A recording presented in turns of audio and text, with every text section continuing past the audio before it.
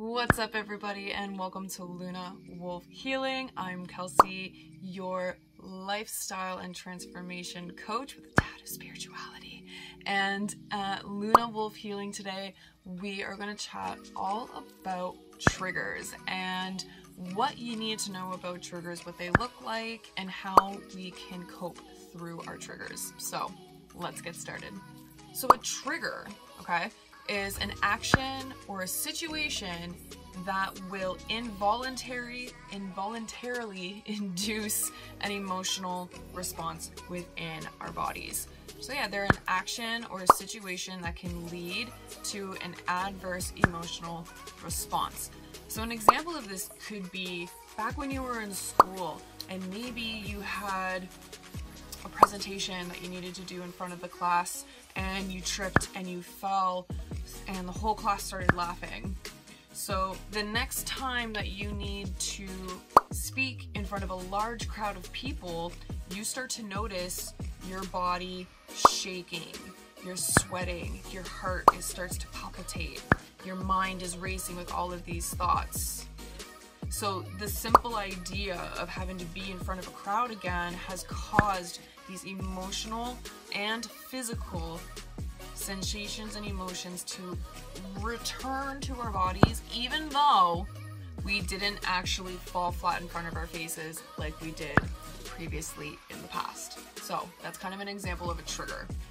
What are some of the sensations that you can feel when you are triggered? Let's start to discuss that so we can start to become more aware of when we ourselves get triggered. So, examples of the psychological, physical, and emotional sensations you may receive in your body if you are triggered are distress, sweating, clenching your jaw or your fists, heart palpitations, heightened emotions, brain fog or sharp or difficulty with breathing, the wanting to run away, escapism and avoidance, having like the feeling of this like no control over your body or your emotions or your thoughts, and rumination. Those are some examples of sensations that can occur when you are triggered.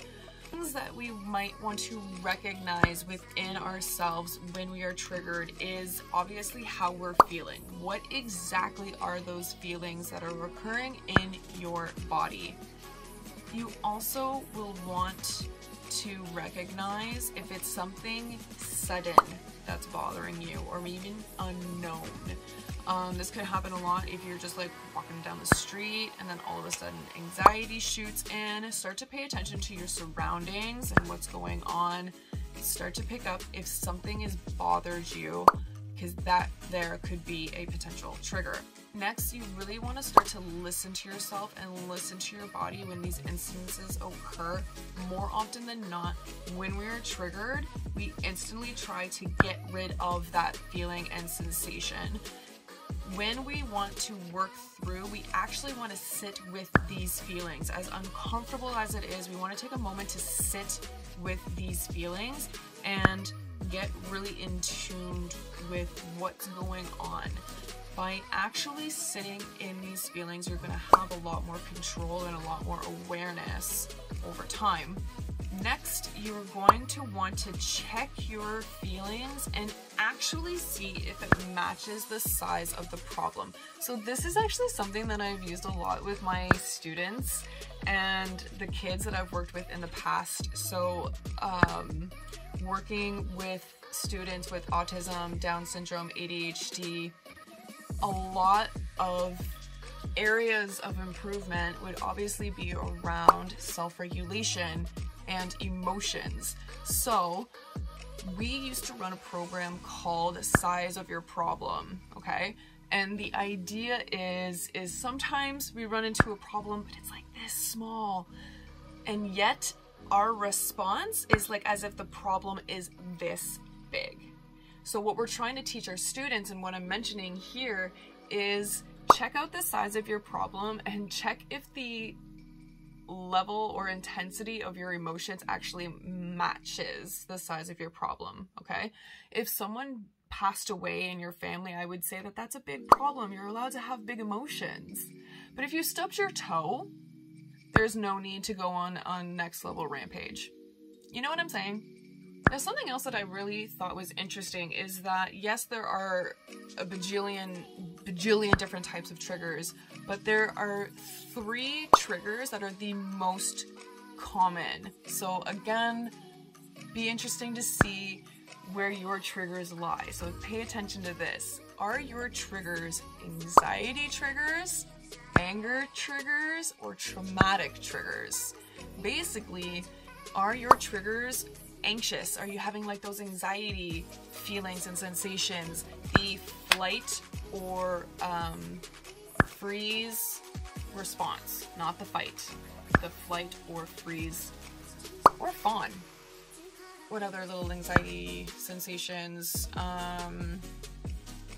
Brain fog, running away, sweating, panic attacks, difficulty breathing, unable to speak, shaking, like legit panic attacks. Any of those things can fall under the anxious triggers.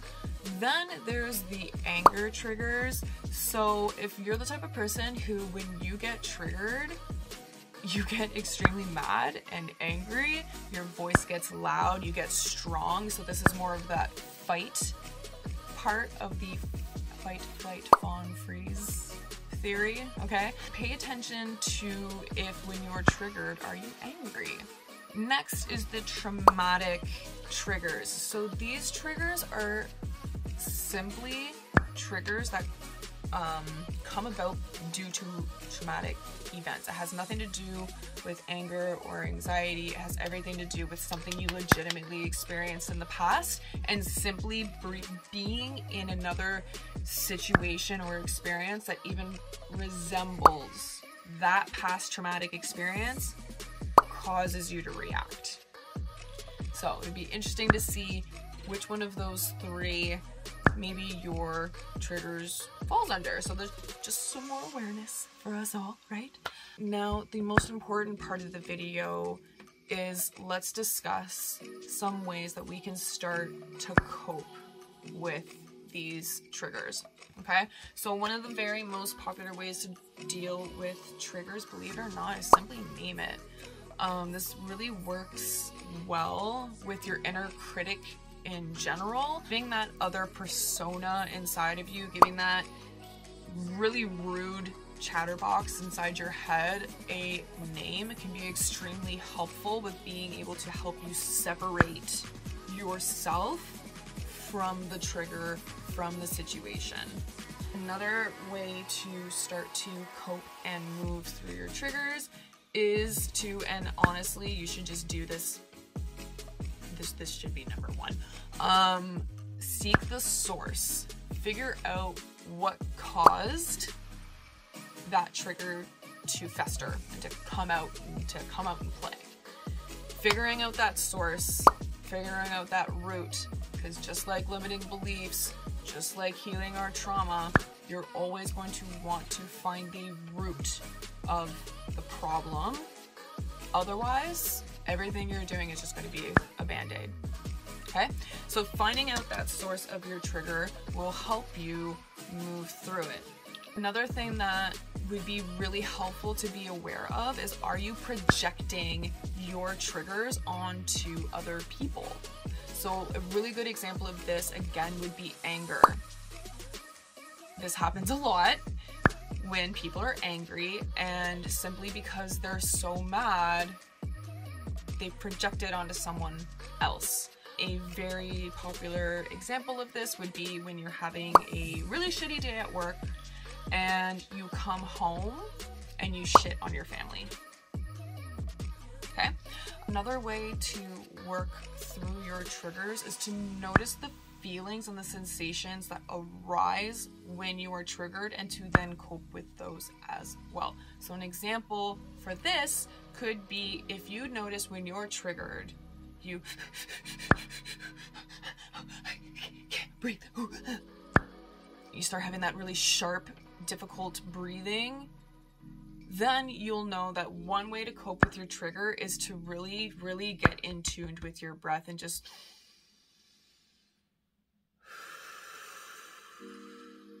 and take some deep breaths. There's so many breathing techniques out there. This video would be an hour long, strictly talking about breathing techniques. Some of the techniques that I love to use with kids is the 5-finger breathing. So you breathe in, hold, breathe out, hold, breathe in, hold, breathe out, hold, breathe in, hold, breathe out, hold. Another really fun one that I've used with kids is blowing out the candles. So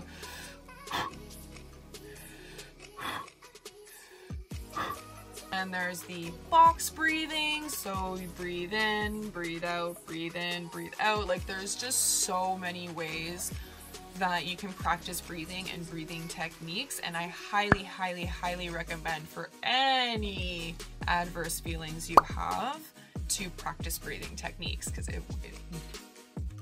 breathing is oxygen, oxygen is life. Breathing will help you, okay?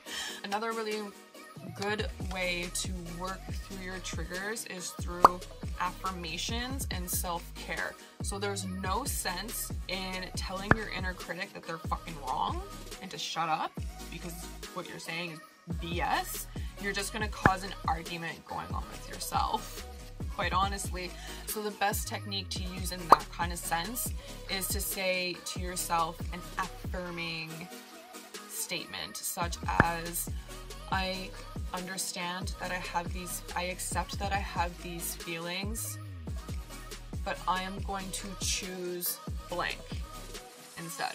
Then you can also practice your emotions, right? I know it sounds silly, but especially if you're in the western part of the world, I don't really know about other places, but I know if you're in Canada or the United States, you did not get a good schooling around your emotions and actually regulating said emotions and what's appropriate, what's not appropriate, how does it feel, how to accept it, how to work through it, blah, blah, blah. Like, we learned 1 + 1 is 2. We learned that yellow and blue makes green, but we didn't learn how to figure our own shit out. So this is why practicing emotions is going to be extremely important. It's going to be really good for you in so many ways. I know that I still need to work through this, because I still get like wowed when I look at the emotions wheel and I'm like, oh damn, those are a lot of emotions that I could be a little bit more aware of that I would be feeling. So that's another trick. Google the emotions wheel. If you feel like you're having a hard time labeling how you're feeling, Google the emotions wheel and that bad boy will help you out. Next is a very, very obvious one, and that's just take a break. If you find you're being overwhelmed by your triggers and by what's going on in your outer world, then just take a break. Take a break. If that means you need to call in sick to work for a day, then fucking do it. Just do it. Like, if you need to tell your husband that you need to have a few hours to your damn self away from the kids so that you don't fall off the deep end, then do it. Like, be open about your needs to those around you so that they can help you out. That's actually another technique too. But taking care of yourself, taking a break, and being open to those who need to know. So maybe your husband, your wife, your partner, your boss, maybe, okay? Anyone who needs to know. And even then, do they need to know the full details? Probably not. Do they need to know that, like, you're having a rough time and you would just really need to take a break for X amount of time? That is fine. And that is, you know, brief enough to get the point across. Another way to help with your triggers is to start instilling boundaries. Boundaries will be hella important for you. I believe I say that a lot of things are important, and that's just because it is. These all tie in to each other. So yeah, just figuring out your boundaries. What do you need to start saying no to? Who do you need to start saying no to? And actually stand firm and follow through with your own boundaries. You want to practice mindfulness. You're going to want to practice presence. Practicing mindfulness and actually being in the moment is huge.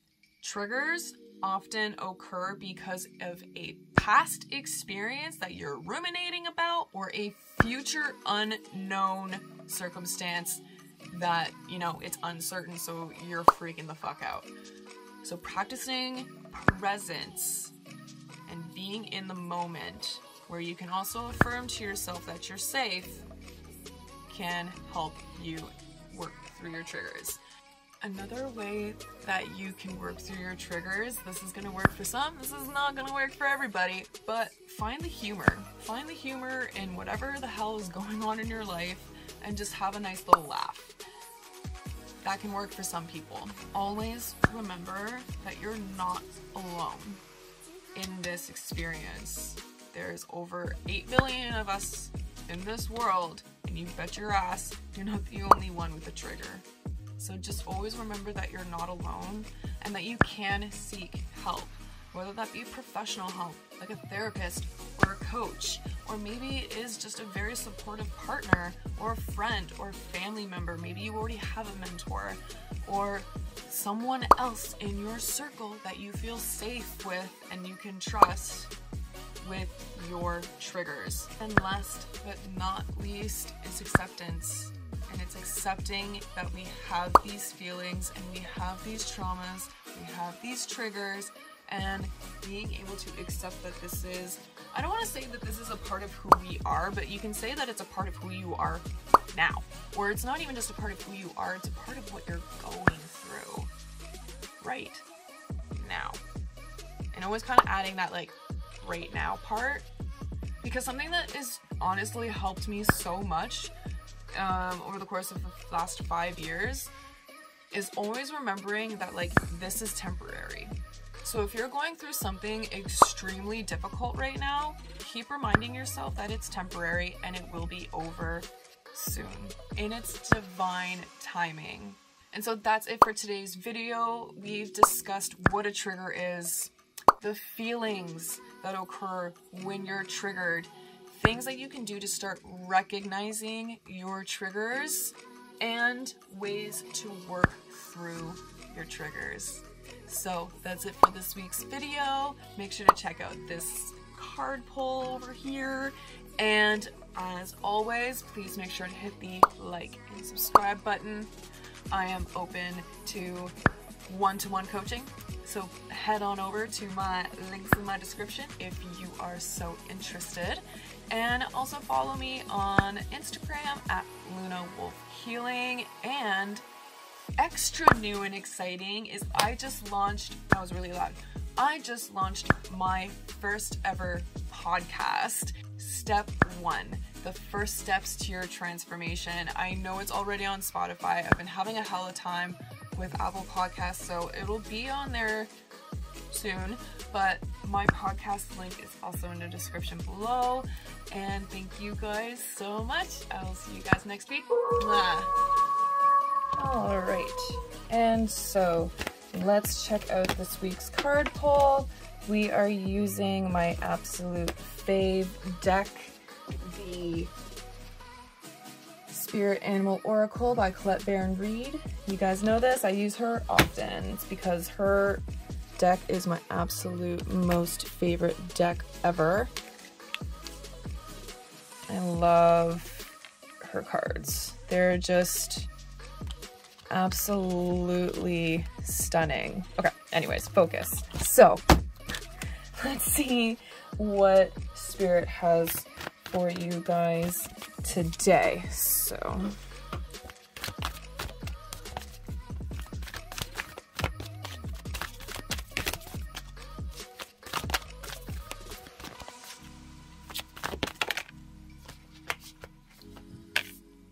okay.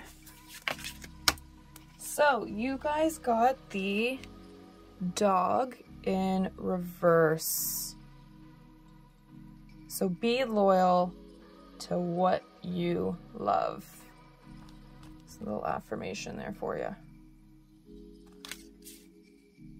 So your message today is loyalty to people and situations can turn into attachments that result in stagnation and loss of integrity. Do you fear what will happen if you let a relationship evolve? Are you afraid to ask for a situation to change and that others will see you as disloyal? Trust that when dog spirit appears, you are meant to accept the turning of the wheel of life and the changing of fortunes. If you feel you are being betrayed or are growing apart from someone, let dog spirit reconnect you with your commitment to love in all its forms. Perhaps a relationship is meant to evolve. Perhaps you are meant to evolve too, so that you can experience the growth for which your soul yearns. Your greatest loyalty is to love, so be open to all its many guises, including self-love. You deserve the best, and that is what Spirit wants for you. So the reverse dog here really just talks about allowing yourself for relationships to evolve as they need to, right?